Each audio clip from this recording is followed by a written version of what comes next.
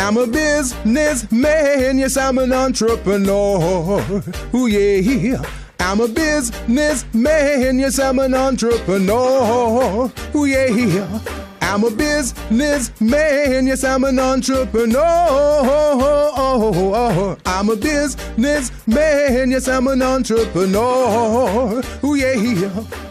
Crystal Mitchell, good afternoon, everyone. This is Gilbert Buchanan on the Business Zone, along with Crystal Mitchell. And we're going to have a wonderful show today. We've got some great guests in the studio today. And Crystal. Hey, Gilbert, how was your week? Oh, man, it's been crazy as usual. Yeah, I know. All over the place. I was in Sacramento on Monday doing a workshop for Edison, the California Black Chamber of Commerce.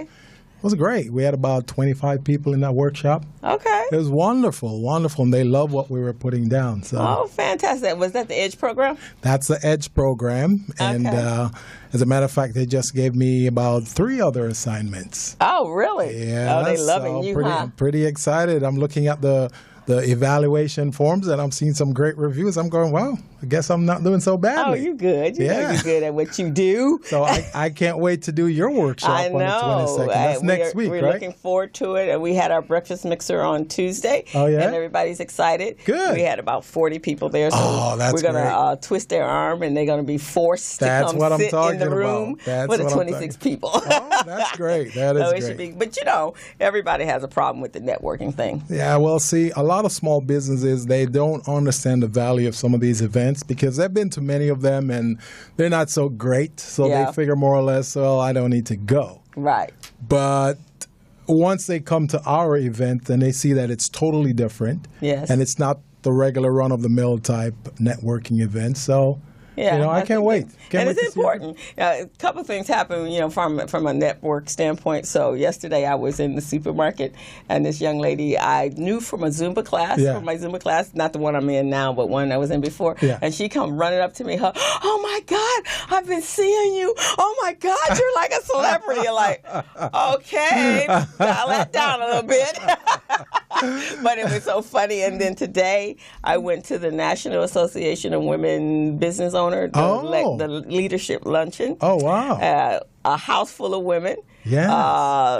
Powerful women, innovative women, and so it was really fantastic. That's amazing. That's a novel event, right? That's the novel event, that was really that's cool. A phenomenal organization. I've taught workshops for them too, but Yeah, so I'm going to be a join, and then I talked to the membership chair, and I don't know if you know, I think her name is Shawnee Rourke.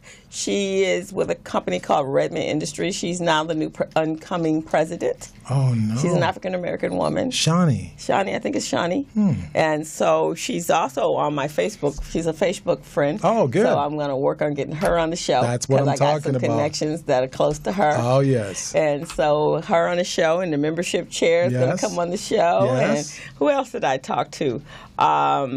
Karen Bass, possibly. Oh, yes. Good. See, those are good people we want on the show. Yeah, so it was a good time today. Yes, that's great. And, that's great. So I know you're the queen of network. So I know that. I gotta raise my hat to you.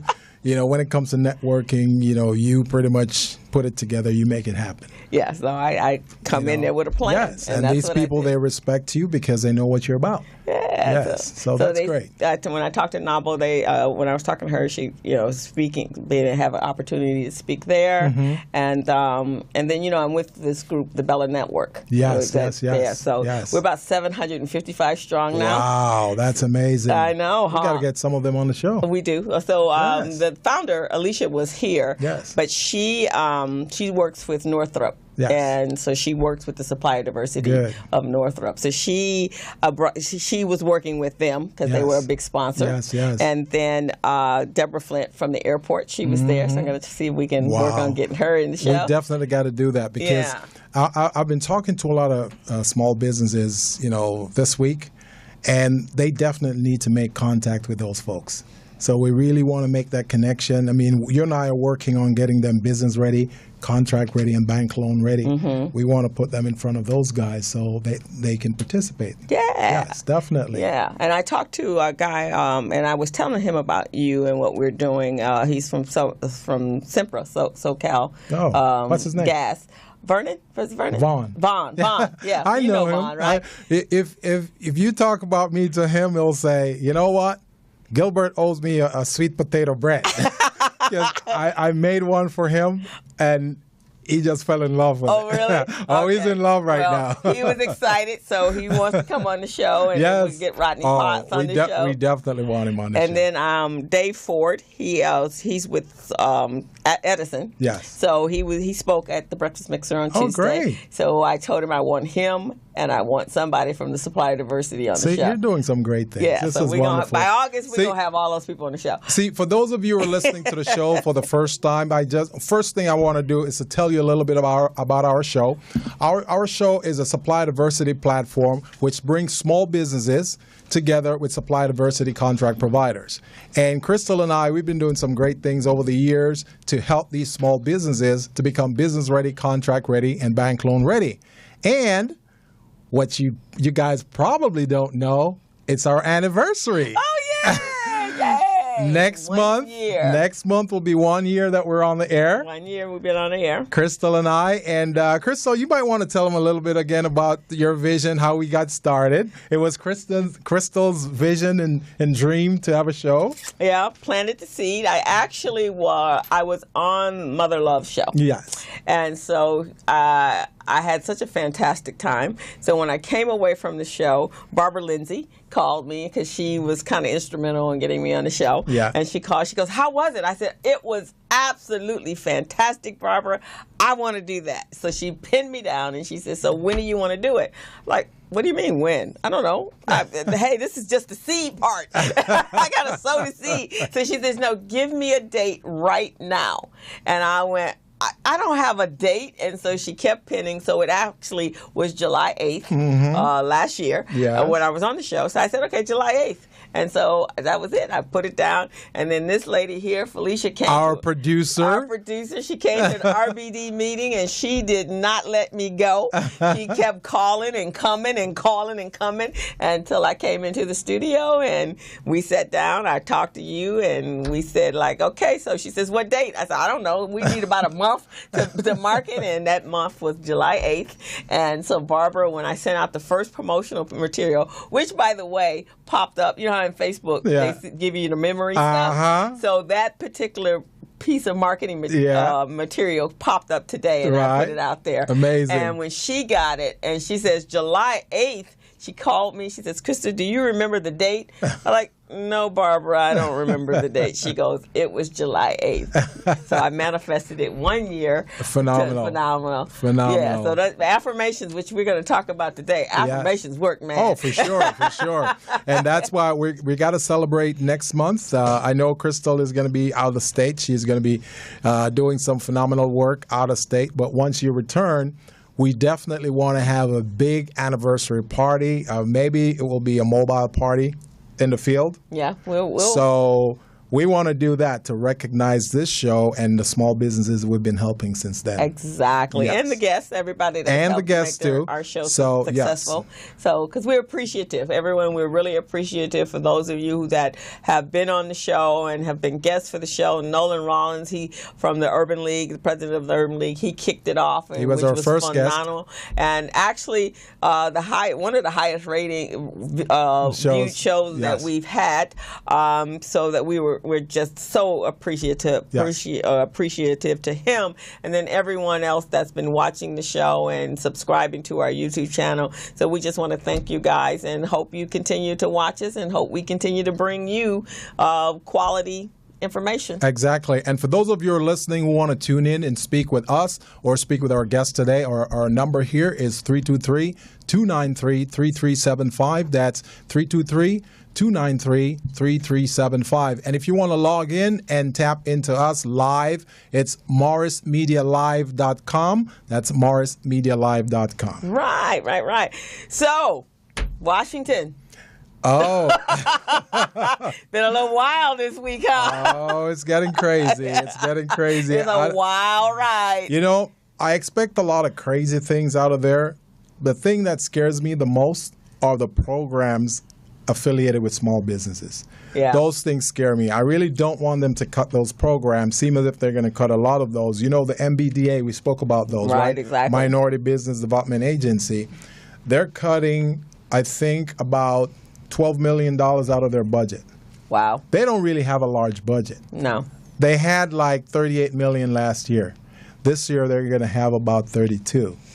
Small businesses depend on that budget from the MBDA, the Minority Business Development Agency. As a matter of fact, one of our local business owners here, Pat, what's her name? Pat Means? No. Pat died.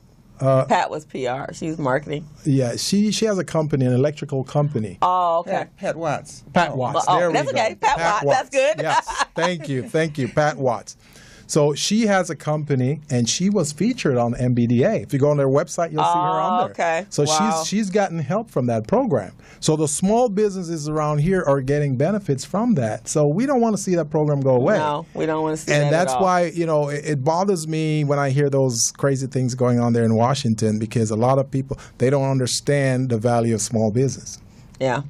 The thing about small business that many people, and I want to put that out there so many of our entrepreneurs, our listeners hear this, 70% of small businesses that are out there are immigrants.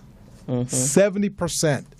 And the reason for that is many immigrants who come here, they cannot find jobs, they cannot find opportunities. The only thing they need to do is start their own business. And a lot of times in their own country, that's exactly what they've done, is started their own business. Exactly. That's the driving force in economy is entrepreneurship. And they need these small business and economic development programs to help guide them, because many of them, they know their craft. They know what to do. And that's one of the things that we've seen on this program. They're good at their craft, but when it comes to managing the business, managing the back office, they don't know that. That's where you and I come in. Right, exactly. So we need those programs to help fund those training activities and help fund those small businesses. So we can't afford to have it. So it's craziness that's going on. And that one, and even with all the craziness that was going on, there was also the budget for the education coming from the educational department from Betty DeVos, and they're talking about cutting out $9 billion out of that. That's unbelievable. And so one of the shows that I was watching, he was saying that. And it's important about the business because we do know that could be devastating. But even if let's say we're at the beginning of the 4 years and a child is in high school, and you remove all of the programs, all the assistant programs, so now that's 4 years of a president. Now that person can't get to college. They're doing low menial jobs, and then that becomes generational because you're going to have the children down the line. So that could be 2-3 generations down the line that you've destroyed, in addition to the business. So I don't know what the answer is, but I do know that there has to be some changes, and I think it has to change in Washington. I think we're going to have to do what we can do also to help. State of California, our gangster governor, he's becoming our president. So I love gangster Governor Brown and a lot of states are doing that. A lot of states are having to step up and become their own leadership and not worry about Washington until they figure it out. Exactly. We actually have a co-guest host today, Miss Norma T. Hollis. Oh, wow. She's the authentic voice doctor, so she's going to be here to help us have a conversation. And with our guest, Mr. Tom NIX, he's a friend of hers, and she helped us have him on the show. So I thought it would be an excellent thing for her to interject with us. And she's got a lot of value here. She's been in the community for a while. Yes, Norma? Well, maybe we'll hear a little from you so you can tell us.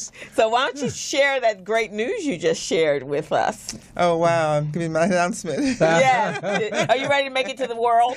I don't mind. I'm so proud of it and so happy about it. Let me hear it. I want to hear it. Well, I had a call this morning at 9:30 this morning, and it was an application that I had submitted about 2 weeks ago to be an artist affiliated with a trip to China to spend 5 weeks with some university girls to help them find their authentic voice. Oh, wow. And of course, that's what I do. And I've always referred to myself as an intellectual artist. So I write programs for human development based on what I see as human development needs. It's not something that people really understand and respect and honor and stuff. So to have that is like, wow, somebody gets it. You know, so I'm just really excited. Yeah. Now, how did you find out about that particular opportunity? Just one of those happenstances. I had recently begun reaching out because I wanted to do more speaking engagements myself and more radio and TV. And I have an organization that I belong to, and she connected me with a lot of people. And through one of those people, I got a notice about a show called The Author Show, which is a radio show.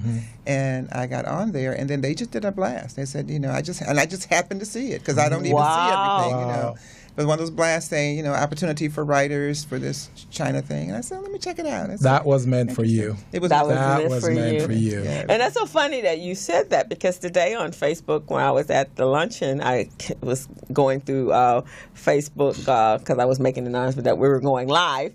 And there was another opportunity for China. They want to pay teachers or educators to teach Chinese children English.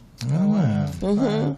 Wow. Yeah, the Chinese take education. Like you, right? No. Yeah, ain't me. So I put that up on Facebook. A lot of folks can do that. So. I put up there for those educators, language educators that are looking for an opportunity. They'll pay them $2,000 a month in addition to whatever else they're doing. Crystal, you've been involved with teaching kids too. You've got a program coming up this July, right? I do. We have this is our signature program. I do it with Los Angeles Urban League and Nifty, which is the network for teaching entrepreneurship to kids.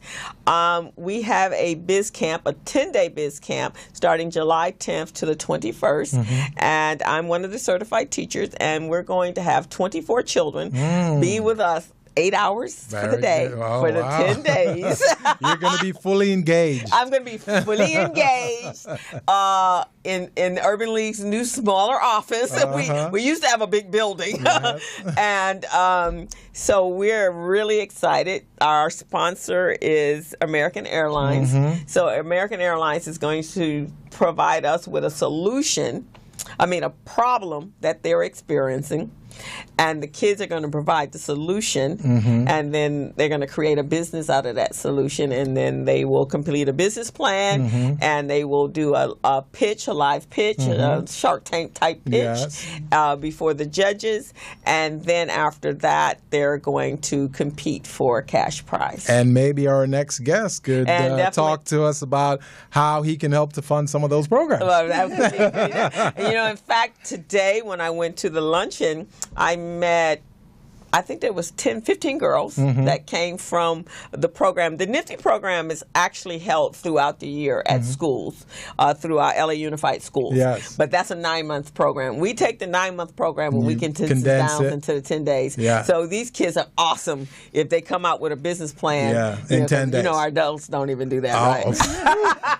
I've been teaching business plan classes for the longest time, and it's difficult to get them to do it in even 30 days. Yeah. Much less 10 days. These kids get it done in 10 days. Actually, they get it done in 7 days. That's phenomenal. And then we work on them presenting it. So they have to present to us all day long until they're ready to pitch. And then they have to do a fast pitch. And now this is, they'll be doing it to the American Airlines. There's some bankers that we will have there that will be the judges, and then throughout the week we'll have our professionals come in. So I'm looking for professionals that want to come in as mentors and volunteer an hour or two of their time to sit down and talk with the kids on any aspect of starting a business, because I think it's important for young people to see other successful people in their community so they know that they have something to strive for. That's so great. I'm really excited about that. That is great. Yeah. I like that. I'm looking forward to that.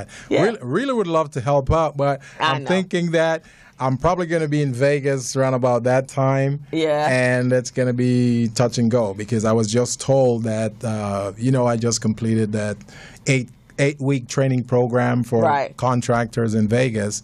They're moving the Raiders Stadium. They're going to build the Raiders Stadium in Vegas. So we're getting those contractors ready for that project.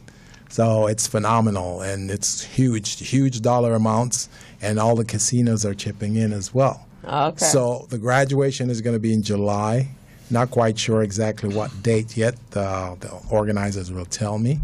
And I want to be there. Okay. Because well, MGM is going to be there and a few others. So, of course you do. Oh, yeah. And we have the graduation for Mount SAC coming up. They pushed it up. So now the graduation is going to be on the 26th. Oh. So check your calendar. Of June? Of July. Oh, July. Yeah. Wow. I know. That's amazing. I know, it is. See, Crystal and we also have a program going on at Mount SAC. So Crystal teaches the payroll and accounting and the bookkeeping. In QuickBooks, and she's been phenomenal. She's got a placement rate of 100%? 95. 95%. That's great. That's unheard of. Yeah. So what she does, she gets these individuals ready so they can do bookkeeping for other organizations, and some of them, she placed them in those organizations as well. So this is phenomenal. So kudos to you. Thank you. Kudos. Well, we can't make a change if people don't have skills. Exactly. They got to have skills, and they have to have skills that they can be paid decent salaries, and not just.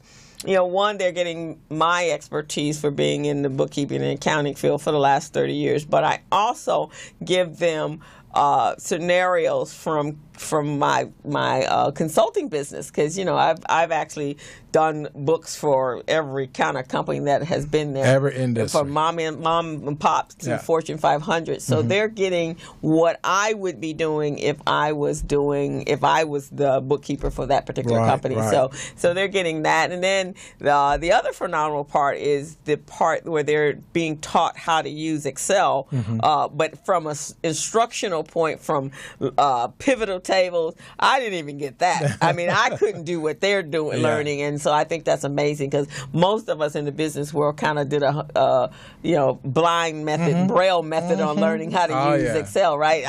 I just copied and pasted whatever the formula was there, and then I kind of backtracked, and that's how I learned Excel. But they will be able to create Excel spreadsheets from scratch. That's great. So for certain big companies, that would be a phenomenal skill set for them. Yes. So they're excited. Actually had them pull up 5 jobs that they felt, based upon what we've learned over the last 4 weeks, what they've learned, and pull those job descriptions up and those job openings, and they applied for them last week. That's beautiful. And and then we went over how they would address their being an entry level, and we kind of went through that. So now we're into payroll. And what we also do, once they've gone through the training over those periods of time, once they graduate, then we bring them on the show, we interview them, and we have them put their skills, their expertise, their capabilities out there, so employers who are listening can at least see their level of competence, and we'll try to hire them.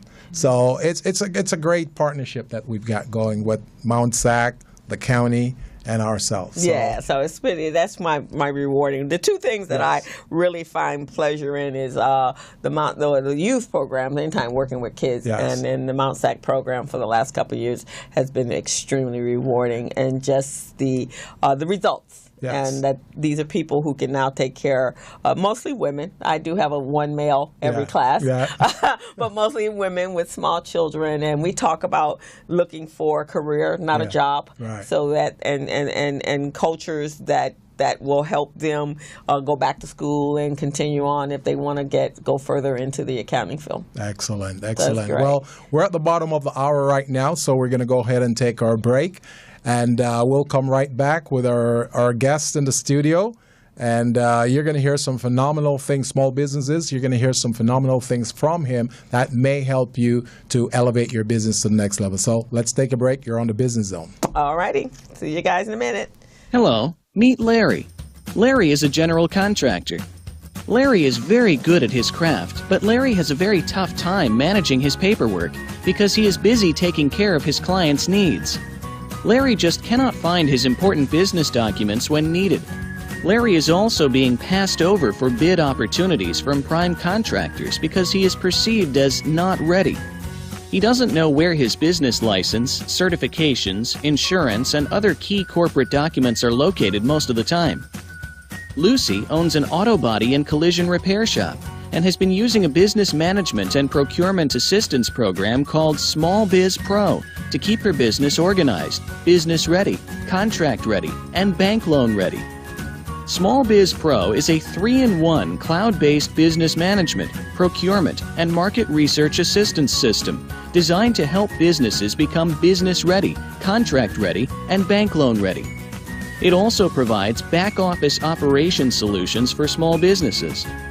Lucy is able to stay ahead of her competitors because she uses Small Biz Pro to manage her business daily. Lucy just clicks on Small Biz Pro from her tablet, mobile phone, laptop, or any internet-accessible device for data retrieval, and she's got it.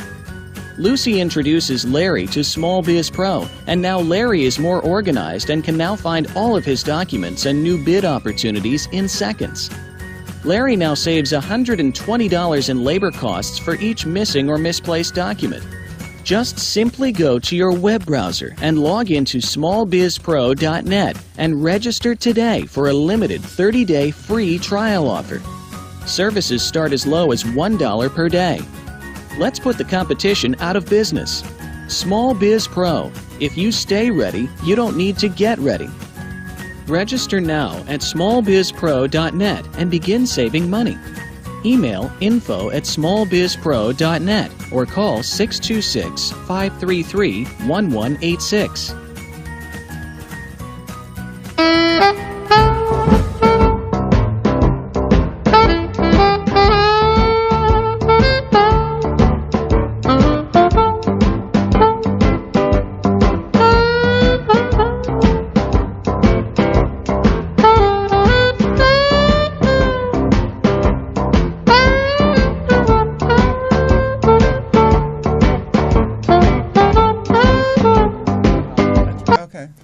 So we're back on the Business Zone. This is Krista and Gilbert Buchanan, the small business paramedic, along with our co-host today, Norma Hollis. All right. So today we are excited to introduce our next guest. Crystal, do you want to? Well, actually, we're going to have Norma do it, but I am so pleased that he is here, and he's gone from amazing stuff from one end of the spectrum to the other end of the spectrum. I can't wait to hear it. And it's when I was reading his bio and some other information I was very impressed. And I didn't know that much about you prior to now. I knew kind of surface stuff, but I was very, very impressed. Well, thank you. I'm so impressed to be on your show. Well, thank you. So we're going to let Ms. Norma, the voice doctor, wow us with his bio. Well, you're talking about Tom's wild ride, because Tom had what he calls a wild ride in the inner city. And, you know, if you're in Los Angeles, you've probably heard of NIX check cashing at some point in time. Oh, yes. And if you just saw Tom there on the screen, you probably are saying, "Oh, I didn't know he was a white man." That's what I said when I first found out that he was a white man. And that's what I think Crystal said also, and Tom has mentioned that that's what happens. But he definitely is one of us, whether he looks like it or not. Yeah. And his wild ride started when he says, thank you for that. And then I did a great job. Yes, indeed. Well, Tom's wild ride started when he was a gang member down in San Pedro. Mm-hmm. And he was living the life, doing everything gang members do, not having any thought about what the future was. Yeah. Even though his family already had a business. They had a thriving bakery business. And Tom eventually decided to be a part of the business. And over the course of time, he transformed that bakery business into an alternative financial organization that actually changed the way banking is done in Southern California and now beyond. And another noteworthy thing is that Tom's NIX check cashing was the only bank open during the riots. Wow. And people respected him so much that they made sure nobody touched Tom NIX check cashing. Wow, that's Isn't that amazing. something? Wow. Yeah. That's phenomenal. So he is amazing, and he's written this book, which he'll tell you about, and he has this great philosophy that he'll tell you about. It would turn his life around. And I don't want to steal his thunder. I'll just let Tom take it from here. So how do you go? First of all, how did you get to be a gang member? I'm so sorry. Well, growing up in San Pedro, there were 3 types of kids. Okay. There were the smart kids. Okay. There were the surfer kids. Okay. And there were the lowrider kids. So I was a lowrider kid and ended up in this, we called them clubs. There was about 24 of them in town. I was in the Essex. Okay. And we had 3 objectives in those days. Okay.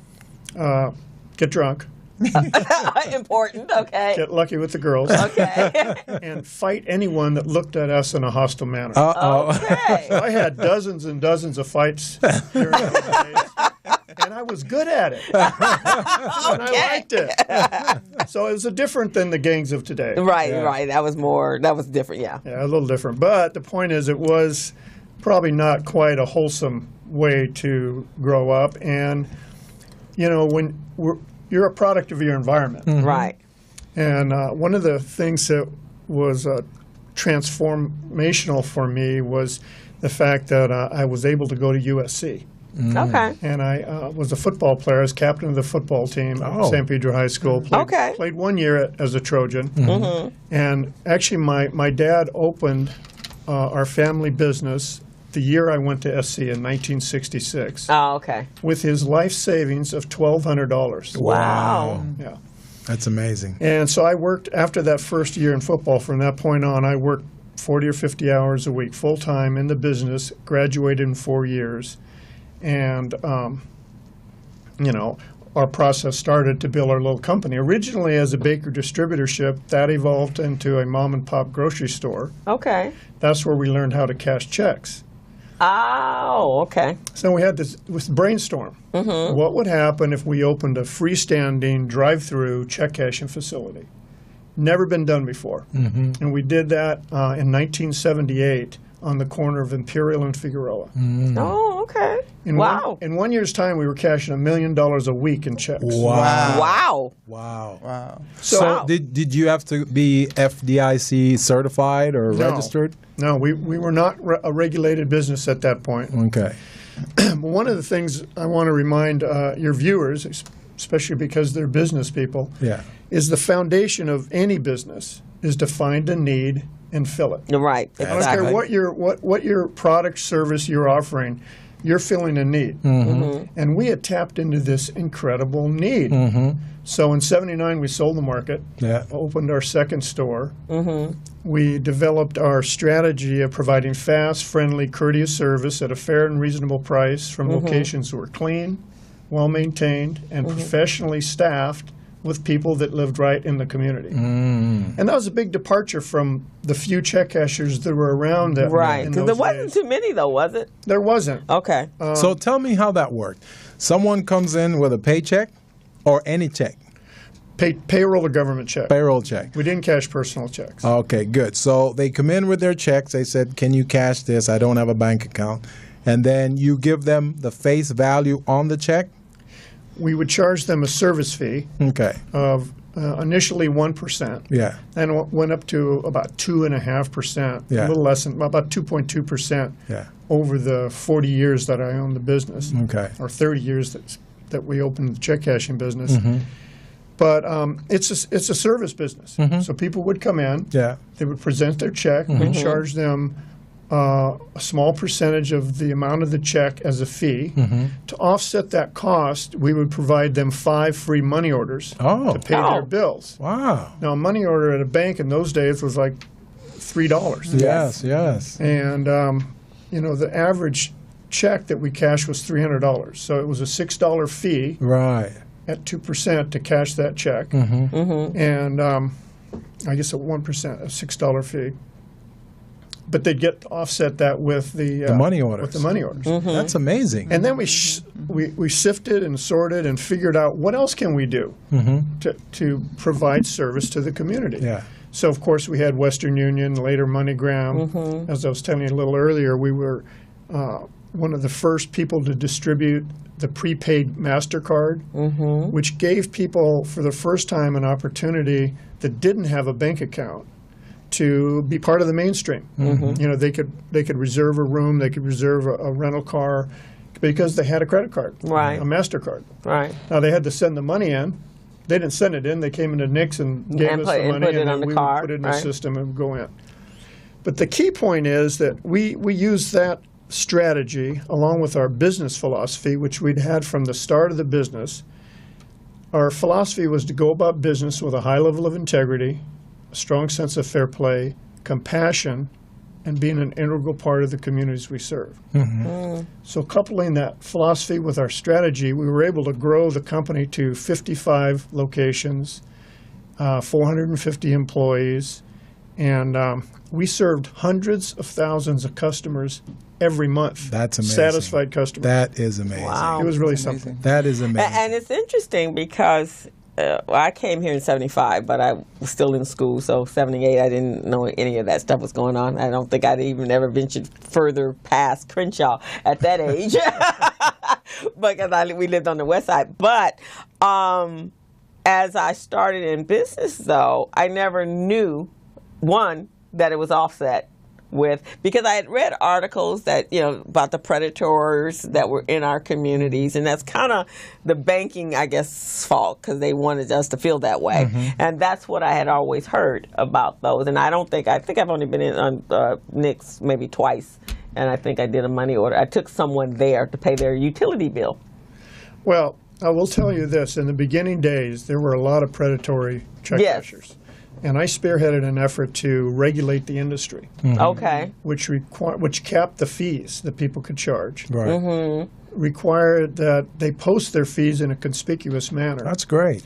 And to give a receipt with each transaction, filed with the state attorney general. So if somebody got overcharged, they had a number to call and complain. That eliminated most of the price gouging and that sort of thing. Because I knew that to stand the test of time, we had to be a legitimate industry. Right. I mean, we were doing a great job as a company, which made us a great competitor. We forced our competitors to do it right. That's good. Right. And it was a fabulous experience. We had a very strong family environment in our company. Had almost no turnover amongst our full-time employees. And in our part-time employees, we'd hire for cashiers part-time, not cashiers, but tellers. We'd bring in people from the community that had absolutely no experience, but they had character and they had desire and they wanted to work hard. And we would, probably like you do, we would work with them and train them and give them an opportunity to start building those skill sets. And most importantly, self-confidence, that they can go on and build a successful career for themselves. So that's one of the ways that we were part of the community. We've had thousands of people that worked in our company over the years that had nothing but great things to say about us. Yeah, I've seen actually a couple of the reviews on a couple of your employees that were raving about you and raving about the organization. And again, like I said, I didn't know that because it was not really anything that was being told to those of us that weren't utilizing the services. But I do know, just from working with the young people that I work with, that when you feel that, one, you may have a credit card, whether it's a prepaid or secured or not, you feel more empowered that you can go into a store and hand them a card like everybody else. No one knows the backstory. Right. They just know, okay, you can go in and you can pay for your services with whatever the money is on the card, and you feel more empowered and you feel like, wow, I am a person in the community that has value. Because, and I always say this, if you have no money, you feel about that big.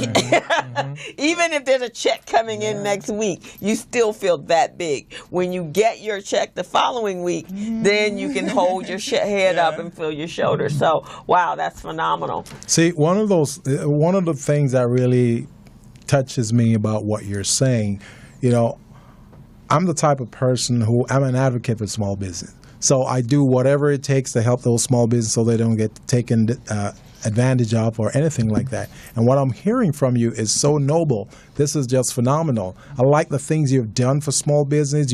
You've gone up against your competitors, because you could have joined your competitor and said, let's gouge these people. Let's charge them 18% to cash their checks, because they have nowhere else to go. Right. And that's part of the reason why in transitioning from this conversation, I'm hoping we can talk about, I don't know if you're still in that part of the industry or if you have access to it, but we want to see if we can find a funding source for small businesses, because as you know, small businesses, they don't get loans from banks now. They don't get lines of credit because banks don't recognize them. So if we have an entity that can make that funding available, and based on what we do here in getting them bank loan ready, because we put them through a process. You know, they're not getting a free ride through our system. They're making sure they have their balance sheet, their profit and loss statement, their statement of cash flow. They've got their 3-year tax returns set up in the system. They also have their marketing document, their business plan, their business license, their fictitious business name, all of those things in the system to make sure that they're legit. That's great that you're giving them that kind of help. Oh, yes. I'm really disconnected at this point, as I was mentioning. Well, let me just finish the story for you. Yes.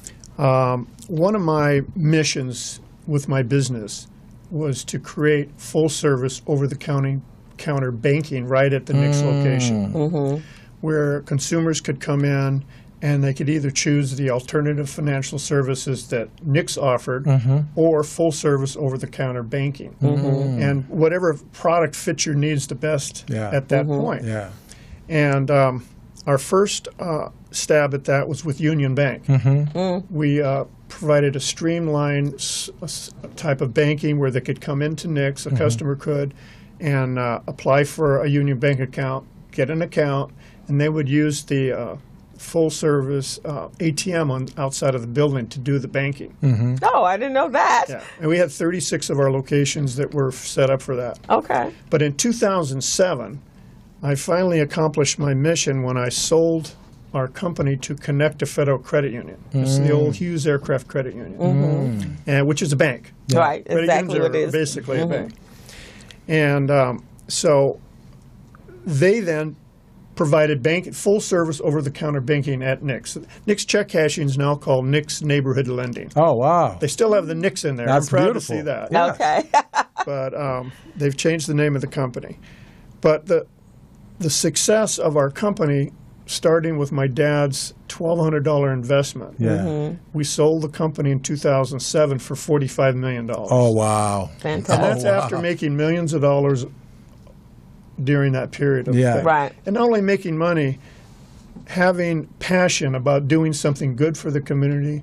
You know, John Bryant has a statement that he says, let's do well by doing good. Yes. Or it could be do good by doing well. One of the two.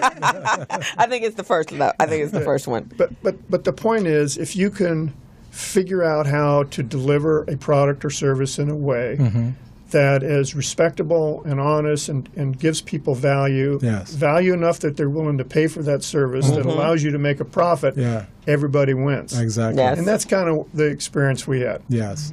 And actually, you know, if you were doing when you said 2.6%, it was about 2.2, I think. Okay, so PayPal is 2.75, and any of the actual new ways, alternative ways to collect money is about 2.75%. So the maximum you could charge in the state of California is 3%. Oh, okay. That's by law. That's by law. That's my law. Okay. I mean, I'm so proud of putting that law in place. That's fantastic. The maximum you can charge is how much? 3%. 3%. Okay. 3.5% if you don't have valid identification. Okay. 3% for most folks. Okay. That's fantastic. So you took $1,200. Actually, I think that was your father's way to get you out of trouble, right? I don't know if you figured that out, but I think that was Just your. have him work hard. He's like, let me just make him work so hard he won't even think about all that bad stuff he was doing. So you took the $1,200 and leveraged it up to $1 million business and then sold it for $45 million. That's pretty awesome. That's phenomenal. That's a true small business story right there. It's a small business success story, and I'm very excited, and I'm excited to share with people how I made that transformation. And one of the things I want to share with your viewers today is how that anyone can create a more happy, healthy, prosperous life for themselves and overcome challenges they face by using affirmations, visualization, positive mental self-talks, and pictures. Oh, wow. Yeah. That was my secret weapon. Oh, okay. And I started doing that 40 years ago. Yeah. And really transformed myself into a professional, successful business person and happy person. I wasn't all that happy. Mm-hmm. No, not if you were loving fighting. And I was good at it. But you couldn't have been happy.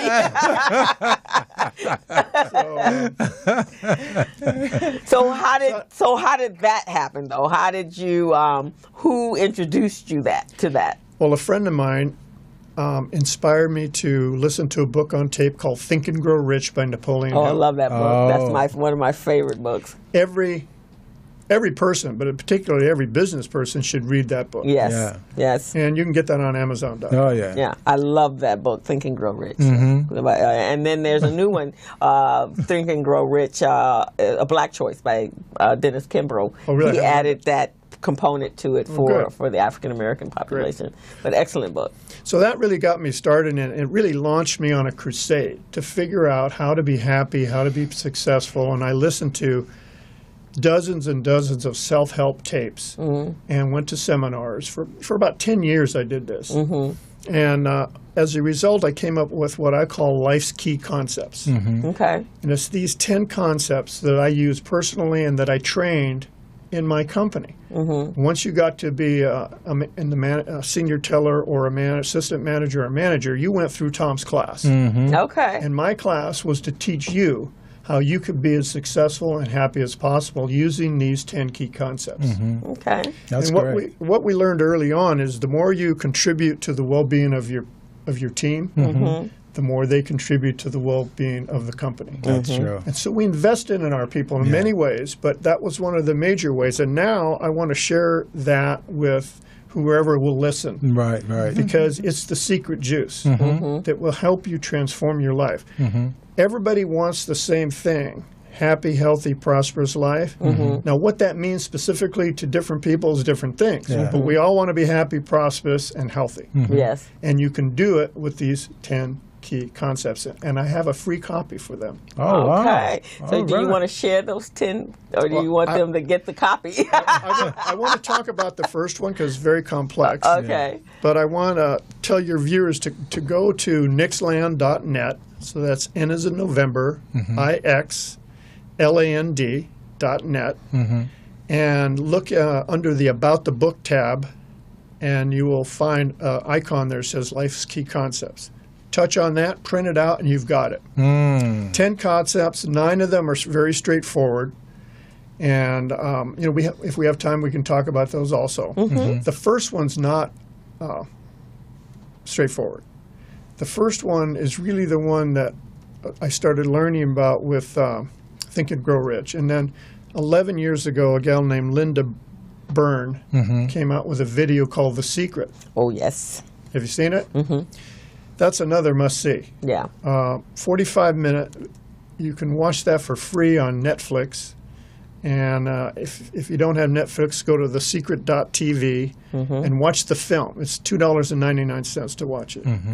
If you do 3 things, if you read Think and Grow Rich, watch The Secret, and get my Life's Key Concepts, you're going to give yourself the foundation upon which you can create a life that you won't even believe. Yeah. And I'm here to be the testimonial for it. Yeah. And that's really what I'm excited about. So what I learned is that by using affirmations, visualizations, and positive mental self-talks and pictures, we can put in our conscious mind the things that we want in our life. And that filters down into our subconscious mind. And our subconscious mind goes to work trying to create that in our life. And that's called the law of attraction. And the law of attraction simply states you get what you think about. And so most people aren't thinking about the things they want. They're thinking about the things that they don't want. Right. I'm broke. My wife's or my spouse is such and such. You know, they have negative things that they think about. So you have to be disciplined about your self-talks to make sure you're programming yourself for success. And we're all talking to ourselves. Yeah. So what are you saying? Are you saying things that are shooting yourself in the foot? Or are you saying things that are helping you to move forward? Because the subconscious, it doesn't take a joke. Whatever you say to your subconscious mind, it starts working. It's going to register. Yeah. So self-talks, visualization, big thing in sports now. You know, sports guys, they visualize their performance and they do better. Putting a picture of what you want helps you get it in your mind. But the thing that is my most favorite is the affirmation part. Yeah. So affirmation is basically a statement about what you want in life as if you already have it. That's all it is. Yeah. You have to be careful to avoid using the words no or not or don't. Or So can't. Affirm what you want, not what you don't want. And don't use the words will or going to. It refers it to happening somewhere in the future. In the future. So all you have to do is write what you want as if it's already occurred. So my example for everyone is the fact that I had this horrible, horrible temper. And that's not a good attribute for anybody, especially if you're in business. Right. Because you alienate people. And then you feel bad, and then you got to go apologize. And they most of them accept you apologize, but you've already damaged their relationship. Yeah. Exactly. So I said this affirmation: I am calm, composed, professional, easily recognizing the non-event. Eliminated that problem. Yeah. But I didn't say I no longer lose my temper or I don't lose my temper. Yeah. Because that would just help me lose my temper. Right. Temper would be the main thought of that affirmation. And I didn't say I will be calm, composed, professional. I am. Right now, nothing could be further from the truth when I first started saying it. And my wife is like, I hope that works. So that's how you write them. And you have to do 4 things to make them work. 1, you have to write it correctly. 2, you have to say it at least once a day, once or twice a day. You have to say it every day. 3, you have to affirm something that's realistically achievable, realistically accomplishable. And 4, you have to be prepared to accept the ideas, the intuition, the people, and the opportunities that come into your life. Because that's how it works. It draws to you, it attracts to you the things you need to do or to have or to be or to take advantage of that you're affirming. And I have a miraculous story about that. Am I talking too much? No, we're enthralled. We got 2 minutes at the top of the hour to a break, so we could do it in 2 minutes. I'll try. Yeah. So when we got ready to sell the company in 2006, I hired a investment banking firm called Barrington and Associates. Okay. And I told them I don't want to sell to a competitor if possible. They'll fire everybody at my main office, really ruin everything we'd done for 4 decades. You know? Okay. And he's like, yeah, but that's who can pay the most money because they can cut expenses and what have you. I said, well, try. Try. Well, they appraised the company to sell for about $30 million. And I went home that night to tell my wife, she was like, I thought she'd be thrilled. She's like, that's not enough. That company's worth at least $40 million, Tom, and don't you sell it short. And it started making me think maybe we could get that much. Yeah. So I wrote this affirmation. We sold NIX check cashing by July 31st, 2007 to a strategic buyer for $45 million to the benefit of our shareholders, our employees, our customers in the community. And on July 31st, 2007, I signed the deal with Connecta to sell our company for $45 million. Phenomenal. But here's the amazing part. Connecta was not one of the 8 companies that Barrington had interested in our company. The sale of my company to Connecta happened through a chance encounter at John Bryant's community event where he brought bankers to the inner city. And I met somebody at that event, and that coincidental meeting or greeting ended up selling our company to Connecta. I think I was at that event, actually. You might have been. No, I think I was at that event because that was the very first time I think I had heard of Connecta. Wow. yeah, amazing. That's amazing. Yeah. That's amazing. See, sometimes when we think that certain things are going to happen a certain way, something from the outside of the blue just comes in and takes it in a different direction. Well, That's when what you're that is. firm, that's what it is. You're Yes. not telling the universe how. Yeah. You Right. just told the universe what you want, Yes. and then the universe goes to work on making it happen. You know, like the show. Yeah. I mean, I just said, "Hey, this That's is what I exactly want." right. I had no Good experience. idea. I didn't even have a plan. Yeah. And then Barbara Lindsay just happened to confirm it. Okay, let's write that down Yeah. so I can hold you accountable. And I just went on about my business. But about 2 weeks later, she came to the meeting, and I didn't even hear Felicia. I mean, because I was. It's a meeting, and so you know how it is. You've come to an RBD Yeah. meeting, so people are calling and pulling me, and so sometime I hear people doing their 30-minute pitches. Most of the time, not, because somebody else is asking me a question. So I really didn't get the gist of what she said. And then she came to the next meeting, and I went, "Oh, that's nice."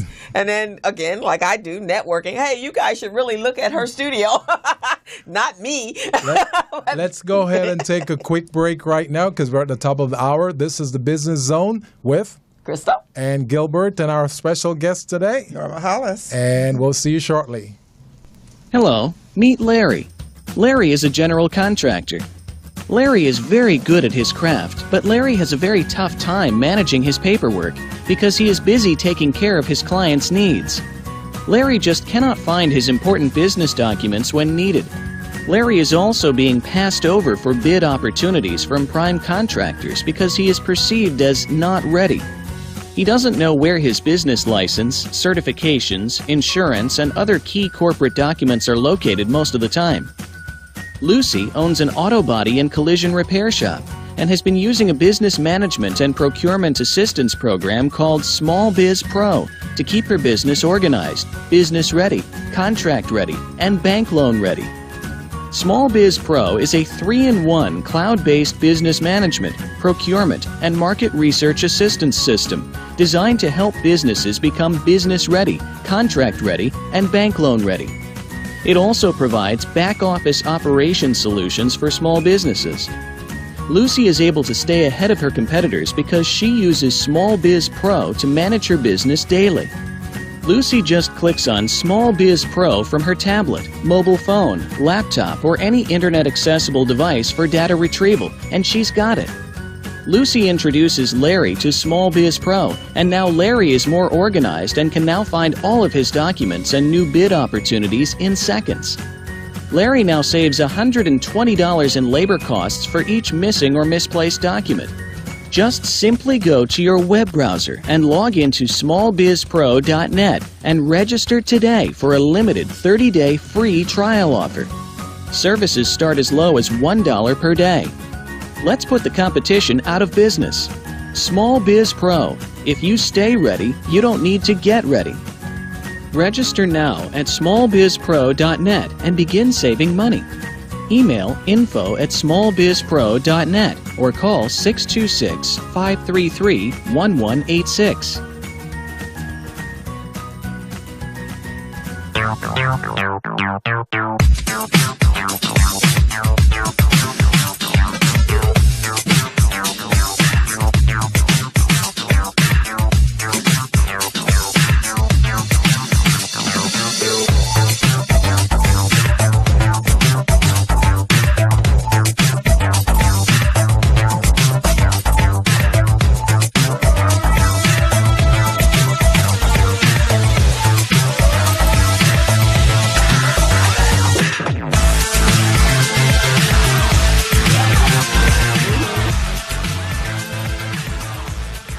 And we are back, and we've been having an amazing conversation about manifestation and affirmations and taking and changing, revolutionizing our lives. With our special With our guest. special guest, Tom NIX, and our guest co-host today, Ms. Norma Hollis. Now, Norma, you actually also are in this space. Did you know that Tom was, or did you know him when he was... I did not know Tom when he was doing his check cashing. I met Tom through a couple of contacts, Gerald Smith being one of them, Right. Because I used to own a speakers bureau, Oh. and Tom was ready to get out. We tried to get him a couple of years ago, but he wasn't ready. But readiness is important because you have to be ready for it, Right. to do that and be clear on your message and what it is you want to share, and in his book and what have you. So he reached out to me when he decided he wanted to get in the speaking industry. So I've been coaching him a bit and putting him on a lot of radio shows and looking for speaking opportunities. So anyone that would like to hear his wonderful message live, let us know. We'd be more than happy to get him booked for you. Thank you. He is, as you can tell, he has great information and he's a great speaker. This is his book right here. Called NIX Land, my Wild ride in my inner city check cashing There we industry. go, right there. So you want to check that out. And I'd like for him to talk a little bit about character, because he mentioned character so much in how you hired employees, and it's been one of my beliefs that one of the reasons why companies don't survive is because they hire just on skills and not on skills plus character. So obviously you did a good job of that, and I was wondering how you were able to discern character in hiring people. Well, it takes a knack because we really looked for character. We figured if we have a good quality person that has desire, we don't care what their background is. We can make something out of it. Right, exactly. And believe me, when you make something out of somebody, they are eternally grateful. And so it's a win-win. Yeah. We trained our entire workforce to do the right, fair, honest, honorable thing. And we led by example. And one of the things that you find in businesses, they teach one thing, but they lead in a different way because you lead by example. Yes. So if they see the boss, the owner, doing Going something in the that's- opposite Yeah, direction. they're like, yeah, right. Which is what we have today. what happens a lot. Everywhere. Yeah. And so you have to be the person that works the hardest, that never breaks the commitment to do the right, fair, honest, honorable things.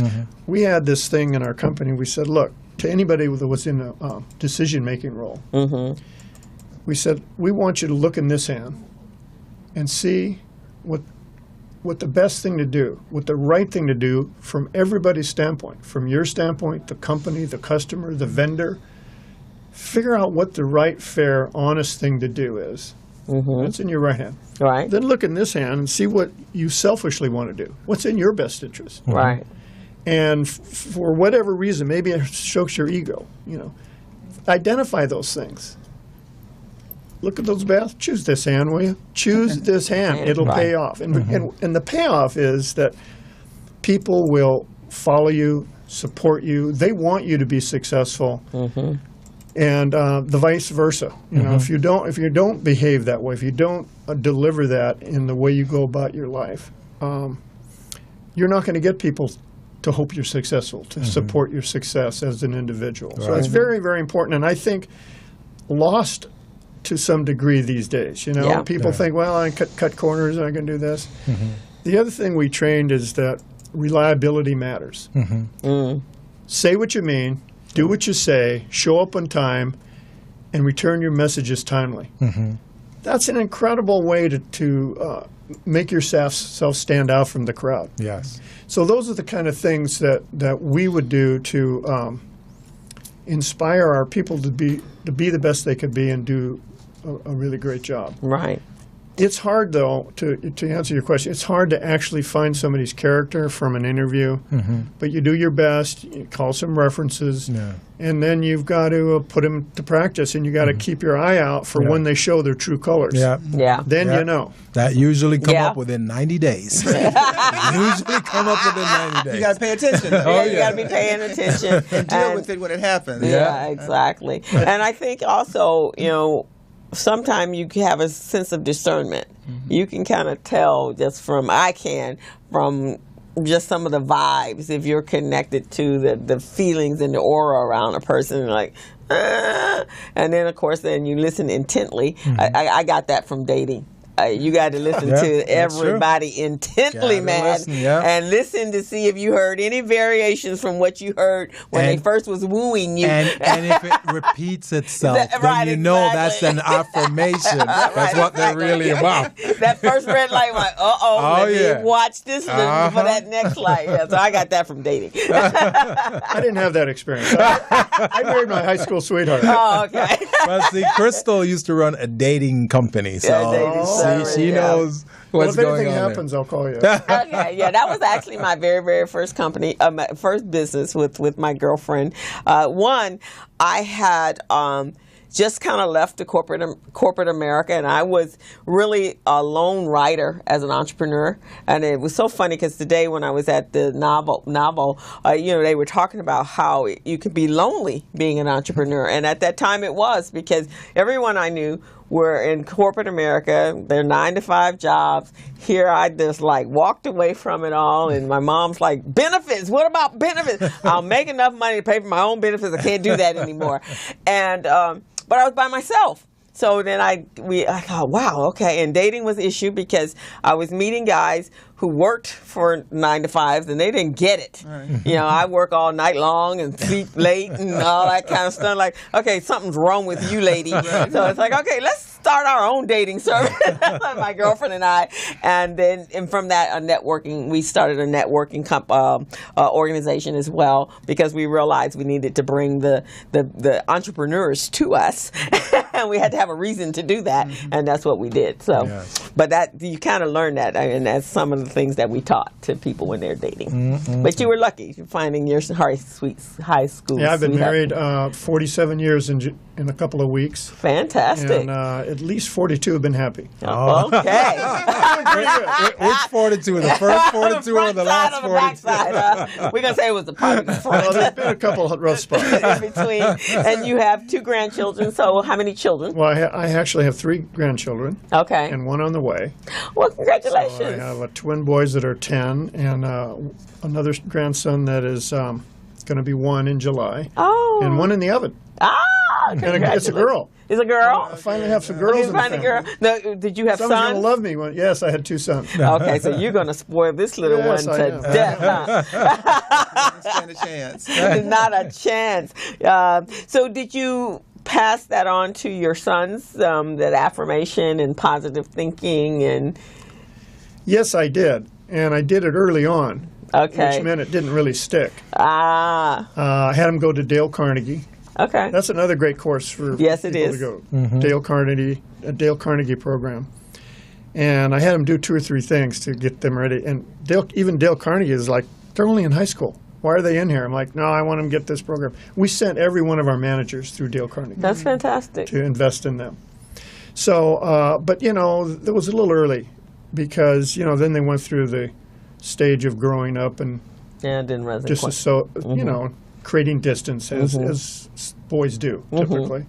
But they've come back and they're doing great now, and I'm real proud of them. Fantastic. In fact, it's so funny you said Dale Carnegie, because there was a guy that I actually went to a network NSN meeting, which is a national sales network, and the guy, his name was Roland Gilbert, and he was a speaker, and he's a certified Dale Carnegie speaker. Fantastic skills. I mean, great speaker. And so he became a Facebook friend recently, and he's been putting some information out, and I've been responding. So the other day he actually called me, and we had about a 2-hour conversation. He's going to come out and mentor the kids at the camp. Nice. And he was like, I'm not quite sure when I met you. I said, I can tell you exactly when I met you. But, that was more corporate and I was more entrepreneurial. So, and so I didn't even go up and speak to him, but his conversation or what he talked about it resonated with me. And I've actually used some of it when I've spoken to other groups as well.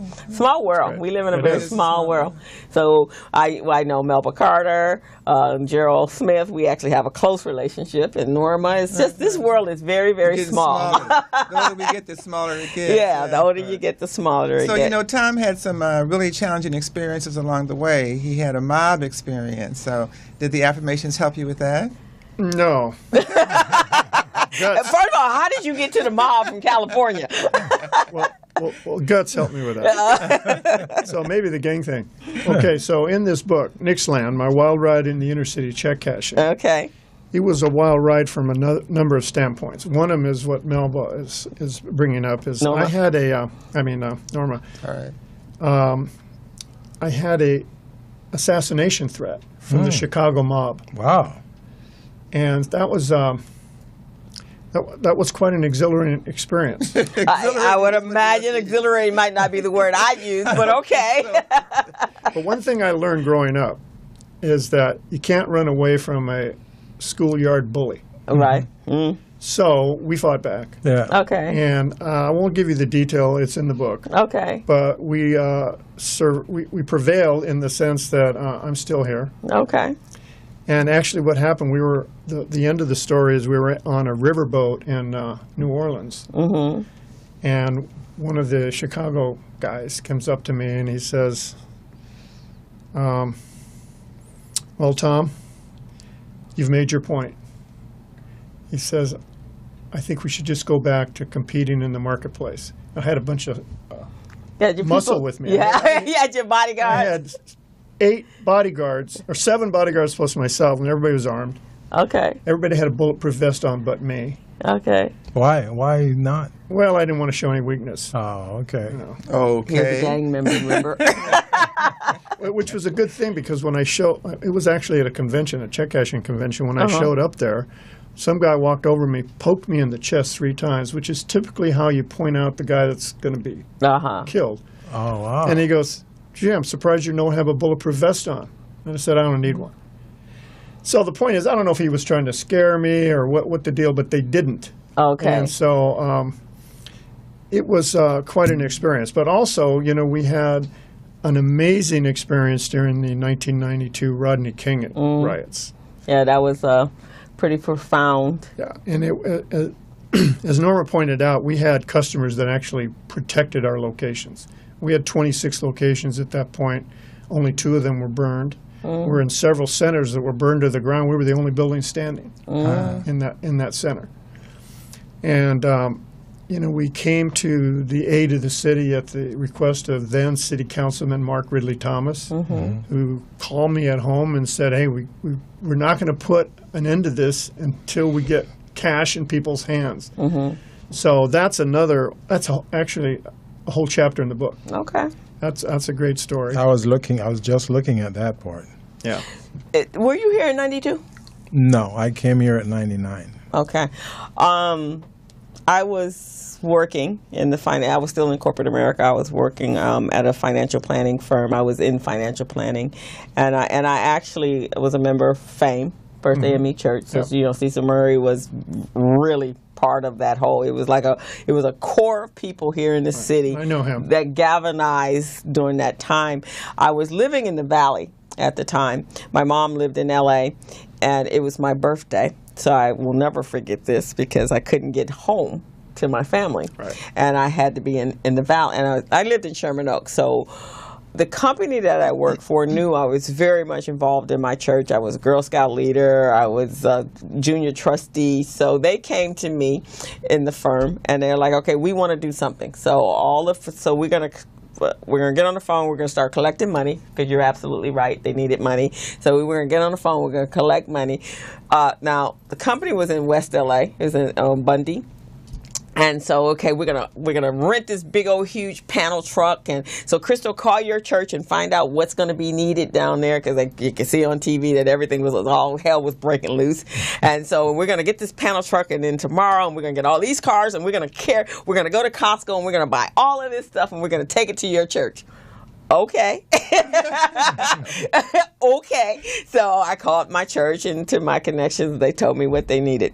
So the president or the CEO of the company, he says, and I'm going with you guys. So he called all his people. And so we go to Costco. And he's buying diapers and everything. And so with the money he collected, when he got done, it was just like about this much. So we had these big old panel trucks. And it was just like sitting in the middle. He goes, whoa. milk and diapers cost a lot of money. It didn't go quite as far as I thought. And that's the point. That's the point of what's going on down here. It's not about the money, it's the access. If you don't have access, and I was listening to or reading Al Franken's book, him being a giant in the Senate.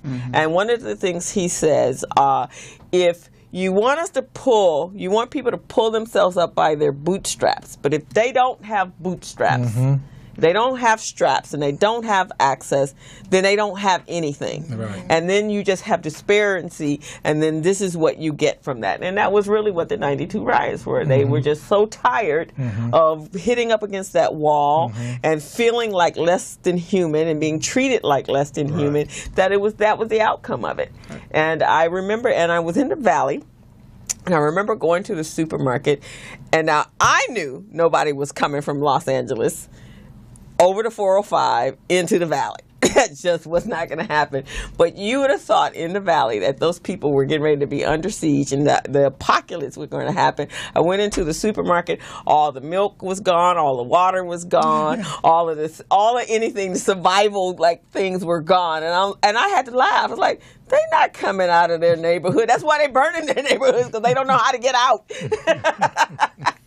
But it was interesting. Now the Korean community, they galvanized. Right. And one of the ladies I met that she had actually purchased some satellite TV stations, and she said she always wondered, how did they come together so quickly? Because they had their own networks. And they got on and they got to talking, and they were able to protect their businesses, and that was how they did that. And she said that resonated with her, and she says in the inner cities, that's what we don't have. We don't have people talking to us, telling us what we need to do. Yeah. Well, I have some video memorabilia on my website of the riot. Okay. So you can go there and watch a video of some different TV segments that came on during that time with NIX. Wasn't the anniversary this year?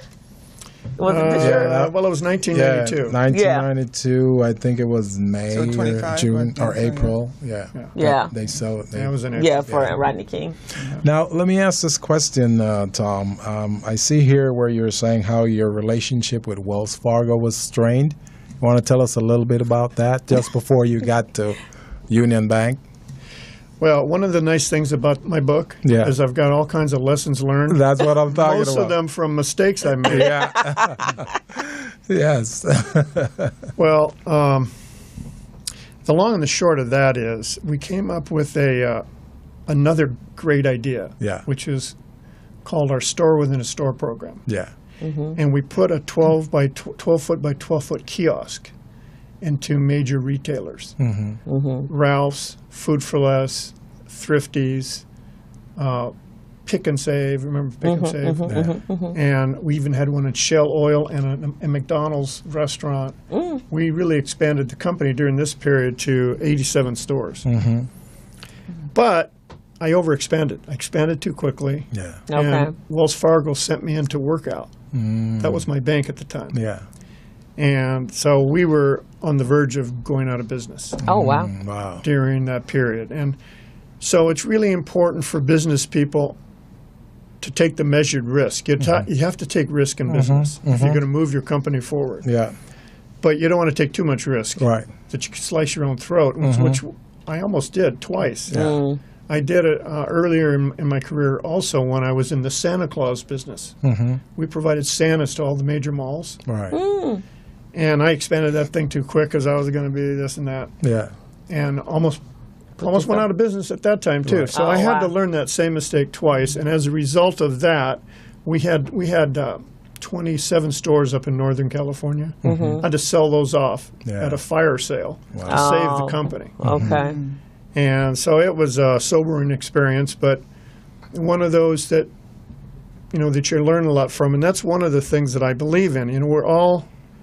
We all make mistakes. The question is, do you capitalize on them? Yeah. Do you look for the silver lining in the mistake you made so you get some value so that you're a better decision maker in the future? Yeah. Because I look at life as, there's the birth lottery. You know, you've heard of the birth lottery. We have no control of what country we're born in. Nope. The color of our skin. Color of our skin, language. what community, Nothing. or what parents we get. Right, Whether or what they're parents good we parents get. or not. But after that, it's all on us. Yeah. Yes. And it's about our choice making. So we're going to make choices all through life. Be cognizant of those choices. Evaluate those choices to see what's working, what isn't working. What isn't working, figure out, well, what do I need to do differently in the future? That's the kind of thing that helps keep people growing and moving in the right direction and helps them learn how to be successful. Because it doesn't matter where you are. It matters where you're going. Exactly. And that's an important mindset that I have it on my Life's Key Concepts. There were so many times that I was in such despair owning this company. And I said, well, that doesn't matter. We're going to be successful in this. We're going to make a new plan, and we'd figure it out, and we'd move forward. And people's lives are like that. Not just business. Your life is like that. Right. And so I think it's really important to have the concept, if you're in a bad situation, to say, okay, I recognize it, but that's not important. What's important is where I'm going. And keep yourself looking forward and moving forward. I see. Now, when you made the decision, was this a succession plan to sell, or did an opportunity? Was there a process? Well, what happened is the Union banking at NIX worked so well that the Union Bank wanted to buy our company. And that was our plan, that we'd become a division of Union Bank. And we had really worked at that for about 10 years, not only with Union Bank, but with a number of different financial institutions, because I knew at the end of the day, the best way to serve the community is to give them freedom of choice. Let the consumer choose what service best works for them, not what somebody else tells them is best for them, but what's best for them. The problem is, in the inner city, there wasn't convenient banking. So that choice wasn't readily available. It was available, but you had to go out of your way to get it. Right. So it was a natural to combine a bank like Union Bank with NIX check cashing. And we also had John Bryant's Operation Hope involved in our company. And not in our company, but in our the process. In our because process, he was doing the financial literacy he was doing program the financial for literacy mortgages, right? And how to handle a banking account, checking account. But here's what happened. This was a killer. Union Bank went to the OCC, which is the Office of the Comptroller of Currency that regulates banks. And they turned the deal down. They said, no way are we going to have you doing business with a check cashier. Wow. That's second-rate banking. It's not the same bank that they have in Beverly Hills. And we are not good for us politically. And we're like, well, wait a minute. It's either no bank or a bank that works, because the truth of the matter is large brick-and-mortar banks don't work in the inner city. That's true. Because the dynamics aren't there. The profile doesn't work. Banking primarily works when people save money, people borrow money, right? And they also have fee-based business. But if you don't have as much savings and you don't have as many qualified borrowers, your expenses won't allow the banks to make money. Right, exactly. So what happened is in 1979, when they deregulated the banking industry, prior to that, they were forced to be wherever the government wanted them to be. After that, they looked at what branches do we make money on and what ones we don't. Well, the ones they weren't making money on, they closed them down. Yeah, that was the consolidation. Those are the of inner the big cities, right? Yeah, and when you really got the in big every banks. low-income community, because the business profile wouldn't work there. Right. So anyway, to answer your question, a long-winded story, because I'm really upset about this even today. But at that point in time, I said, okay, fine, I'm going to sell the company. Because I'm never going to become a banker in the inner city, because the government won't let you. Right. Yeah. And even when I was doing my affirmation, we had 8 buyers interested in the company, and they weren't a strategic buyer. And I went to my wife, Pam, and I said, my affirmation is not working. It can't work. Nobody in the group can meet the bill. And I said, but I'm going to keep saying it, because you never know. And then that happened. Then out of the blue comes somebody that introduces us to Connect a Federal Credit Union. We fell in love, and that was what happened. Yeah. And that was actually unbelievable. When the credit, that's when the banking came to our community, because the department of DWP had the credit union. Right. There were a number of churches talking about starting credit unions because people in the inner city community understood credit unions. Right. See, the thing about what you experience and you're talking about right there, that's a norm. That's how it works. The bigger conglomerate, their goal is to squash and keep out anything else that may be competition to them. So then once they make things difficult, then we will run to them because we have no other choices, just like you were saying earlier about choices. So that's part of their process. So by them buying you up and getting you out of that way, it would be easier for them to take control of these communities. So luckily, this entity that bought your company was on a different wavelength. It's not the same as what those greedy conglomerates were about. Right. And well, it's a credit union, and a credit union doesn't have shareholders. Yeah. Right. It's owned by the members of the credit union. Right. And so it was a tremendous approach to creating my dream of providing choice in the inner city. Right. And I've been retired now. I sold the company 10 years ago this year and been retired for 8. So I worked there a couple of years. Yeah. That was another thing that was very difficult for me. I assumed I would be with NIX check cashing and my family, my NIX family, until I keeled over. Maybe in some role, Right. The old codger. Come rolling in every now and then, his chairman of the board. But it didn't work out, so I had to write an affirmation. I said to myself, I'm so excited to be retired with the freedom, time, money, energy, health, and enthusiasm to do whatever I want, when I want, free of worry, stress, and business obligations. That's not how I felt. I was sick. Right. It took me about a year to adjust to it because the truth of the matter is there's 2 ways to get rid of people. You either terminate them or you make their life so miserable they want to leave. They will leave on their own. And that's what happened to me. I finally gave up the ghost and resigned from it because, and it's not all their fault. Part of it is I was used to being the boss and I ran the show my way. And now I'm not the boss and I've got to run it their way. And that was an adjustment for me. And their way wasn't a part of your vision. That wasn't your vision. They weren't doing it right. Right, exactly. You know who else did that was the lady that created, the teacher that created Airborne. She sold her business. She came in as an executive. She didn't like the way they were running it, and she bought her company back. She said, this is not what I had. This is not what I envisioned. Y'all can't have it. I want it back. So she paid more than what she sold it for, but she wanted it back. Well, it's very commonplace when they get the old guard out, the new guard in, and all of that. But I thought it was going to be different with me. I mean, I was so ingrained in the community, and so that was a big disappointment. But I'm proud to say that Connecta continues on with NIX, a little different now, NIX Neighborhood Lending.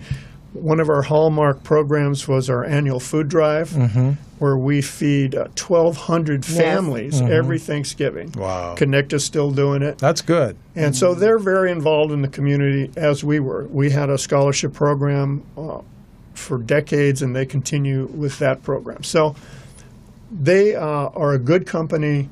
They recognize that to be all you can be, you have to be a good corporate citizen. You've got to support community organizations and do your part. And so I'm proud of them. Now, because it was NIX Check Cashing, then NIX Financial, and now it's NIX Neighborhood. Because I watched the progress of that. Because in Inglewood, there was one right there on the corner of Manchester and La Brea, and I worked over in that little area. Well, actually, it went from NIX Check Cashing to NIX. Okay, right. Then it went to NIX Financial. Okay. And now it's NIX Neighborhood Lending. Okay. The key point is there's always NIX. NIX is there. That's beautiful. Let's go ahead. We're at the bottom of the hour right now, so we're going to be wrapping up soon, our last 30 minutes. So let's go ahead and take a quick break. We'll come right back to the Business Zone and our wonderful guest here today in the studio. Hello, meet Larry. Larry is a general contractor. Larry is very good at his craft, but Larry has a very tough time managing his paperwork because he is busy taking care of his clients' needs. Larry just cannot find his important business documents when needed. Larry is also being passed over for bid opportunities from prime contractors because he is perceived as not ready. He doesn't know where his business license, certifications, insurance, and other key corporate documents are located most of the time. Lucy owns an auto body and collision repair shop and has been using a business management and procurement assistance program called Small Biz Pro to keep her business organized, business ready, contract ready, and bank loan ready. Small Biz Pro is a 3-in-1 cloud-based business management, procurement, and market research assistance system designed to help businesses become business ready, contract ready, and bank loan ready. It also provides back-office operation solutions for small businesses. Lucy is able to stay ahead of her competitors because she uses Small Biz Pro to manage her business daily. Lucy just clicks on Small Biz Pro from her tablet, mobile phone, laptop, or any internet-accessible device for data retrieval, and she's got it. Lucy introduces Larry to Small Biz Pro, and now Larry is more organized and can now find all of his documents and new bid opportunities in seconds. Larry now saves $120 in labor costs for each missing or misplaced document. Just simply go to your web browser and log into smallbizpro.net and register today for a limited 30-day free trial offer. Services start as low as $1 per day. Let's put the competition out of business. Small Biz Pro. If you stay ready, you don't need to get ready. Register now at smallbizpro.net and begin saving money. Email info@smallbizpro.net or call 626-533-1186.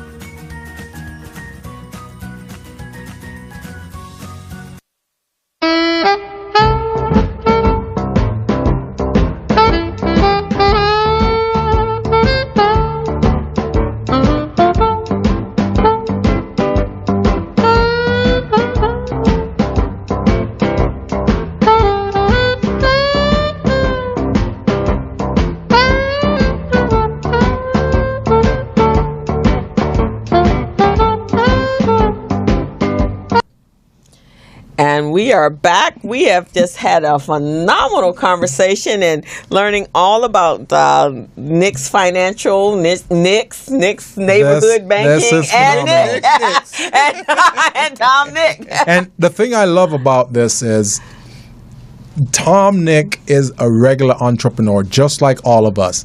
He made all the mistakes that we've made. He's done all the things that we've done in order to start, grow, manage, and expand our business. So that's why this story is so phenomenal. That's why I love what I'm hearing about this. And this is amazing. This is amazing. Did your father actually, so he started the business, what was he doing prior to the business?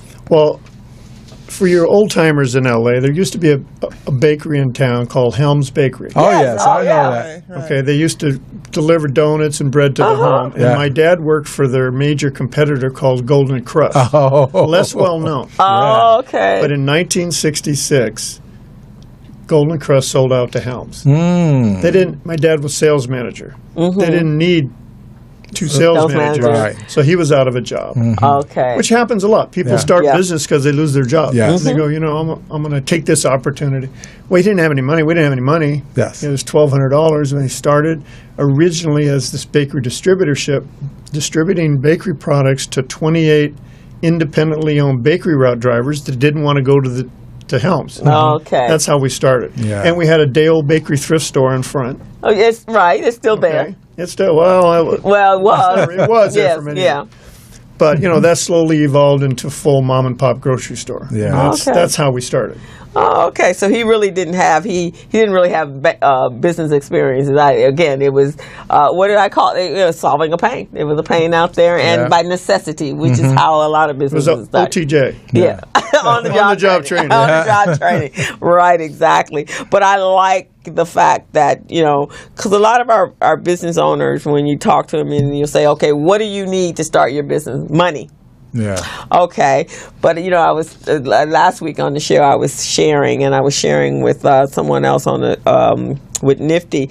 I was a contract accountant for a .com company back in, I don't know what that was, in the 80s? or no, that was actually in 2000. The 2000. And the company had gotten $12 million infusion of cash, investment cash.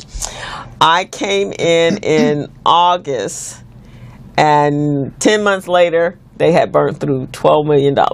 Wow. So it's not necessarily about the money. Yeah. And they had no business experience. And the first round of investors, because they were .coms, they were IPOs, first round got their money back, And so when they went to go for the second round, let's see P&Ls. Well, out of that $12 million, all they created or generated in revenue was $350,000. Okay, that is not a good debt to ratio, right? As opposed to 12 million. That burn rate was and they did not understand.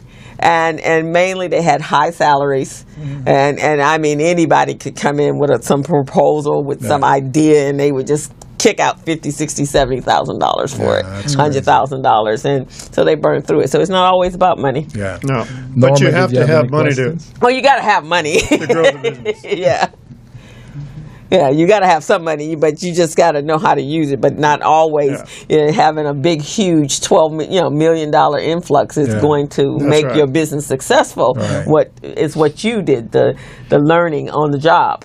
Yeah, so, and we funded our business through private limited partnerships initially. Yeah. Okay. Yeah. We went out to, and this is one of the great vehicles for small business people. Yeah. You go out to your friends and your family, and this on small scale. It's like crowdfunding, right? It's crowdfunding. Crowdfunding. Well, there's crowdfunding now, real crowdfunding. That's the original crowdfunding. But this is the original crowdfunding. The original crowdfunding is going to your family and friends and getting them to buy into your vision. Yeah. Right. That's how we grew the business. We had 4 locations. Banks wouldn't loan us any money. And we knew there was a great opportunity. We saw what happened in the banking industry, then moving out. Yeah. We had need before. There's going to be more need now. We got to get going on this. Yeah. Right. Nobody would invest in us. So we went out and started these private limited partnerships. And over about a 4-year period, we raised $4.6 million. Oh, wow. That's in amazing. Family, friends, and business associates without a broker. Because they believed in the vision and they believed in us. Yeah. And it worked out to be a great investment for them. It took them a long time, about 20 years. 20 years to get their return. Well, they got some return along the way. Some dividends. They got a little bit of dividends every now and then. But the it's one of the ways that small business people can fund their business is through that effort. Now, I'm guessing, based on listening to you, when you started, you probably didn't have a business plan, right? Absolutely not. I can tell. I can hear it. But I should have. What part did you include in? The on-the-job training? On-the-job training. We did this. We did that. We couldn't get funding. Because sometimes the funders, they're looking at your plan. They want to say, okay, what is that plan? Where is it going? How is it going to work? What's the forecast? And if they're not seeing that, they're going, I don't think I want to bet on this. So that's probably. And you're right. Yeah. You should have a business plan. Yeah. That was silly not to have one. A lot of small business people don't. Yeah. Right. But even if it's rudimentary, you should be putting it out on paper. Yes. What your goals are, how much money you're going to need. You need to figure it out on paper first. Yes. Well, that's part of that affirmation and visualization and writing stuff down, right? Part of learning, too. Yes, that's good. I had an interesting thing happen. We were partners with Western Union. We created a joint venture partnership called NIX for Western Union NIX. Yes. And the idea is that we would open 10 stores in the Northern California area. Well, right off the bat, I found a store that was for sale, and it was a great deal. So I went into Western Union. I go, I got this great deal. We can kick off our process. And they go, but that's not the plan. I said, yeah, but it's a great deal. Yeah. He says, look, here's the difference between you and us. NIX is a event-driven business. We're a process-driven business. You take advantage of events that come up. Opportunities. we work by the process. Yeah. Well, they ended up giving they gave in and let me do it. But right. But the point is, it was a very important thing. Right. And I think there's a combination of those two things. There should be a combination. Because nobody says that events-driven stuff isn't going to work. Nobody knows that. So you combine that with a process, and it should be successful. I think you can't fly by the seat of your pants all the time. That's true. Without burning your pants. Gotta have a process. Which I almost did a couple times. But I think that some of the big companies, they get too process-driven, that they miss the opportunity. So it's a combination. Yes, yes. So during this process, even though you were learning on the job, did you have a mentor? My dad. Your dad? My dad was a mentor. Yeah, that's good. He was a high school dropout. Yeah. But a hard worker and a big reader. So he read a lot. He was a very smart man, not educated. Yes. Okay, but street smart. Street smart, tough guy, and tremendous integrity and character. Yeah. So, I inherited that from him. Okay. I was lucky there. Do you have this book on DVD or? Well, it's on Amazon.com. Yeah. You can get it as a book or a Kindle. Yeah. You can get it on iTunes too for your iPad. Yes. That's the way you get it. Because I think this would be good for business owners while they're driving to listen to this story. I don't have it on audio. Because this is phenomenal. This is phenomenal. Yeah. It's a pretty quick read because the print's bigger. Yeah. I wanted my friends to be able to read it. They're hard to see it. I love it. I love it. This is amazing. But definitely a journey. So now when you go out and speak, and those are the topic you're talking about is one, the life key points, concepts, right? And also, are you talking to businesses on your experiences and how they too can maybe do it a little different? Well, my primary passion is to share the success I had with these mindset tools. I think that's excellent. That's what drives me. Because look, when you're when you come up and you're disadvantaged, you don't get it. You don't know that you don't know what you can be. One of the things that happened to me is going to SC opened my eyes that I could do and have more than I thought possible. I never one day felt that I measured up at SC. Yeah. In my mind, I was still a lowrider kid from San Pedro. Right. My friends didn't know it. I mean, I hit it pretty well. Right. But I was still a lowrider kid. And so, but working, going to school, going in the military, this gives you an opportunity to get out of the environment you're in and start to realize there's a bigger and better world out there. So what I want to give that guy or gal is I want to say, okay, and here are the tools you need to really capitalize on your new vision for yourself. And I really just want to reiterate this again to your viewers. Get Think and Grow Rich by Napoleon Hill. You can listen on tape. Watch The Secret on Netflix or thesecret.tv and get my free copy of Life's Key Concepts. Those three things, you will have power to be able to move your life in the direction you want to move it. Amazing. That's what turns me on, to share that message. Yes. And I think I would add one to that would be the Celestine prophecy. That's because great. It talks about opportunity and synchronicity and that circumstances all work together. And I think that really rounds out that reading list right there. Yeah, I think so. Because the Celestine prophecy really kind of started it for me. And then The Secret came along, and somewhere in there I read Think and Grow Rich, and all of those have been like the basis. What books do you read and like to motivate you? Some of the same ones, for sure. Good to Great from another perspective. And I also look at, there's a book that got me moving a while ago. I can't think of, it's about prophets, and it was about black people who had certain visions of stuff that they were trying to get out in the world. Is it that 7 a.m. book? Is that it? No, 7 a.m. was actually a documentary that was about what's going on in the urban community, very much starting. It actually talks about the Rodney King. You might want to see that. It's a documentary that's on YouTube, and it opens up with the Rodney King. And pulling Denny out of the truck, and everything that was going on. But it's on YouTube. I saw it at filming on it a couple weeks ago. It was profound. But So that's more about what's going on and how we change it and how we change the current circumstances in our community and how power and money, collaboration and creating an economic development basis in our community, and then the power, and then the next level is being able to make our politicians accountable, and then the top floor level of that is media, having been able to drive our own media conversations and sources, which is why I think it's so important for the Business Zone or anyone else. I think everyone, with the advent of podcasting, and that might be your next step, podcasting.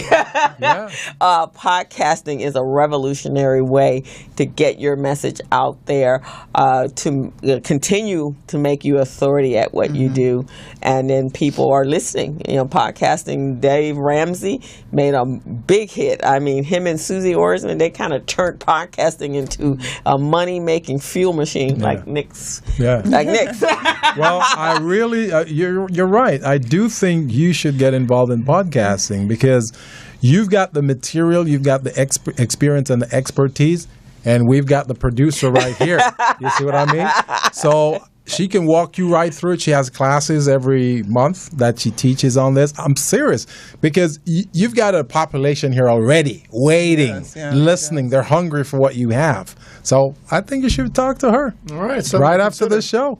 Yeah, because podcasting is like the newest and the latest and the greatest way to get your message out. And then because it does go to YouTube, then now you can really push it out. You control that. You control where you want it to go, and somebody will pick it up, and you can sell ad space and so forth. Right, Felicia? Am I telling them right?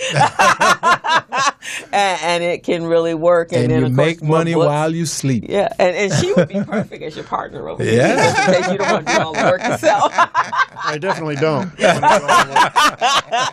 but she's getting ready, because then when you come back from China, you still need to have a way to have that conversation. Absolutely. Right? Yeah. So I think it's an amazing way to I really, really enjoy this show today, this interview. I told you would. Oh, yes. She did tell me, but I said, it's probably a regular show. But I was wrong. I enjoyed it too. Yes. Thank you very much for having me. Thank you, because we learned quite a bit about you, your philosophy, your process, and how you elevated yourself through the bootstrap approach. And this is amazing.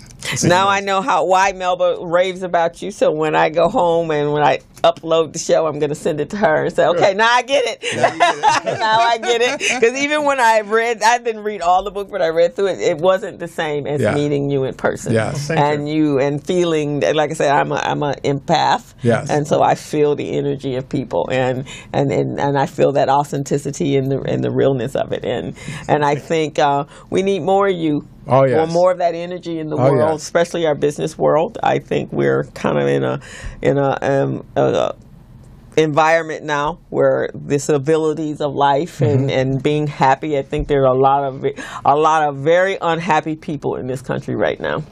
I think you're a visionary, and it really pays off right here. So, I mean, there's a lot of people out there in the community who some love you, some hate you, but you've been a trailblazer for them. Because your competitors, I'm sure they hate your guts. but the people who benefit from it, the pain that you're solving, they love you. So thank you very much. Thank you. Appreciate it. Thank you for what you've done for our community. So with that being said, want to go ahead and thank our guests for being on the show today. We've got about 7 minutes to go. So Crystal. This weekend is Father's Day weekend for those out there that are fathers, and I know y'all don't get the kind of love and applause that the women do, but we want to. Yeah, what's up with that? What's up with that? Yeah. Y'all might get a tie. or a power tool or a lawnmower or something. Or pajamas. What's up with that? A friend of mine said his wife came in his ex-wife now, and that might be why they're ex. She came home and the kids came with a can of popcorn. He's like, "What is this?" he got popcorn and some socks. He was pissed. Or a tie. Popcorn with him, right? Yeah, he took his popcorn with him. So we want you to know that we appreciate you as men in the world and raising children. In fact, I saw today on Good Morning America, what's the young man's name that, I can't think of his name, but he just adopted a child. Harper Hill. Oh, yeah, he got tired of waiting. For meeting that young woman, whoever was going to be the mother of his children. So he went out and got his own baby. He adopted his baby, and he's a year old. He's absolutely adorable. And he says, there is nothing in this world as enjoyable as being a father. So would you agree? I agrry. Okay, yeah. Or a grandfather. Or a grandfather. Grandfather's even better than being sent home. So we want to wish everybody happy Father's Day. Thank you, Crystal. I appreciate that. Yeah, so we have to hold you guys up. Y'all do y'all thing. And anything going on? I know. Let me see. I got. Well, we're looking forward to the 22nd next week. Yeah, to the 22nd. Do you want to tell the audience a little bit more about that class? I do. What so on June 22nd, we're doing a Southern California EDGE program, and we're teaching you to create, manage, and build better businesses through networking. And my wonderful co-partner and co-host over here is hosting, and he's teaching and educating on how to use networking to grow and create better relationships, because it's all about relationships too. And I promise you, audience, once you sign up for this class and you participate in this class, you're going to walk out of there feeling much better about your relationship with contract providers, your workers, and even your team workers that you work with on your project. So it's going to be a great class. We're also going to do some personality profiling. So it's going to be amazing. So it's from 9 o'clock to 12:30. It is going to be at the U.S. Bank Community Room right there on Slauson and Crenshaw. And there will be light refreshments. There's plenty of parking, so we want you to register. And the best thing of all, it's free. It's free.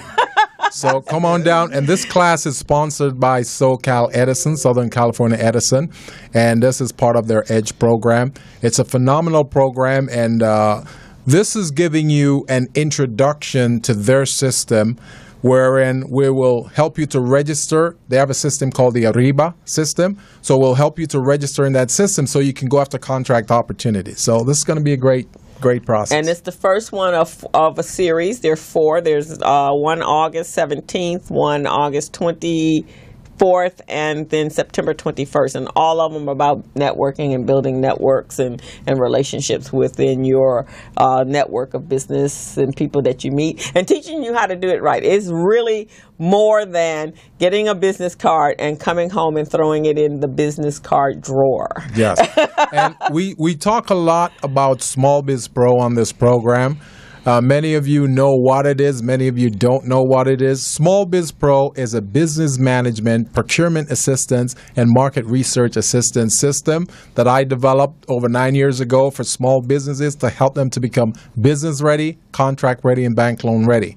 It gives you a competitive advantage over your competitors. So this system is amazing. We develop an app for that system as well. So you can go to the Apple Store and you can download Small Biz Pro, put it on your phone. You'll be able to access the system so you can use it. You can upload your documents or retrieve your documents in 10 seconds or less from anywhere in the world. You can also access procurement and bid opportunities and conduct market research on your phone, your tablet, or your laptop. Now, the app allows you also to send your capability statements to contract providers and also to a customer, which is amazing. This is an amazing new tool that we just developed in Small Biz Pro. So we're going to have it set up so you can go in, you can have your capability statement uploaded by us, and then you can send it to whomever you want. So you don't have to resort to your office or anywhere to obtain your capability statement. Just access the app and you're good to go. Okay, and so the last thing announcement we want to make is the Biz Camp for the kids between the ages of 14 and 18. Any student, any budding entrepreneur that you have in your household, bring them out to the class. To the Biz Camp, July 10th to the 21st from 9 a.m. to 5 p.m. It is free of charge as well, parents. We will have your children all day long, so that in itself should be a treat. And the deadline is June 30th. So if you're interested in your child participating, contact Kenny Kene Turner at 213-250-8384, and his email is kenet@nifte.com, and deadline is June 30th. And Tom, if you have any parting words, any phone numbers, emails, or addresses you want to hand out so they know how to reach you? Well, if you go to nixland.net, you can reach me through the website. There's a contact page there, and love to hear from anybody if they have questions or anything like that. Yes. And so it's N as in November, IXLAND, nixland.net. Nixland is what we called our marketing area. This was Nixland. That's beautiful. We're in Nixland right now. Beautiful. Okay. I love that. So this was your marketing. This is our marketing area. Yeah. Okay. And anyone that might want Tom to come talk to their organization or group, let us know. Yeah, let us know. He has a great message, and he's looking forward to sharing it. Excellent, So in many ways excellent. possible. And Norma, do you want to share something about how individuals can contact you, small business or otherwise? Yes, well, please do. I'm on Facebook, Norma T. Hollis, and you can email me at coaching@normahollis.com. So please do reach out. Look forward to, I love to coach people on being professional speakers, if you would like to do that, or just being more true to who you truly are and being that. So. That's what I'm talking about. And then Finding your voice. Finding your voice. And Norma and I actually going to be roommates at the Power Network Conference in July. That's George Frazier's conference. I am looking forward to it. I'm very excited. Yeah. This is your first time? I went in 2002. Oh, in Dallas? I haven't been back. No, it was in Cleveland then. Oh, okay. I haven't been back since then, so I'm looking forward to it. Yeah, it's a powerful experience for those of you that know anything about the Power Networking Conference. It is probably one of the largest black business conferences that everything is focused on that, and it's hosted by FrazierNet.com, FrazierNet, which is George Frazier, and it's 1,500 people, primarily African Americans, but people who come together to network, and some amazing speakers and connections going on. And the opening ceremony is connecting us to our colors of our tribes that we came, or our villages that we came from. Yeah, it is. And they do a timeline all the way back to Egypt, and then bring it up, and then they talk about your DNA, and it's a powerful experience. It must be Anthony Browder doing that. Yeah, it is Anthony Browder. So I got to go get my African outfit so I can feel. African market for that. My outfit for that. I have to thank you. I don't know what all the attire is. Well, that one is my own. I just feel like I want to be proud of that. Well, that sounds like it's going to be a wonderful trip for you guys. I can't be on it, but I really appreciate you guys bringing back some information for me. Well, you're gonna hold down the show here. I'm going to hold down the show while you guys are away. So we want to thank our listeners and our viewers for participating in the show today. This was a wonderful show, very educational, very uplifting, and I've learned a lot today from our guest. Me too. And we're looking forward to the next show next week. Our anniversary is coming up in July, so be on the lookout. This is the Business Zone with Crystal and Gilbert Buchanan, the small business paramedic, and we're out. And we'll see you next week. Larry is a general contractor. Larry is very good at his craft, but Larry has a very tough time managing his paperwork because he is busy taking care of his clients' needs. Larry just cannot find his important business documents when needed. Larry is also being passed over for bid opportunities from prime contractors because he is perceived as not ready. He doesn't know where his business license, certifications, insurance, and other key corporate documents are located most of the time. Lucy owns an auto body and collision repair shop and has been using a business management and procurement assistance program called Small Biz Pro to keep her business organized, business ready, contract ready, and bank loan ready. Small Biz Pro is a 3-in-1 cloud-based business management, procurement, and market research assistance system designed to help businesses become business ready, contract ready, and bank loan ready. It also provides back-office operation solutions for small businesses.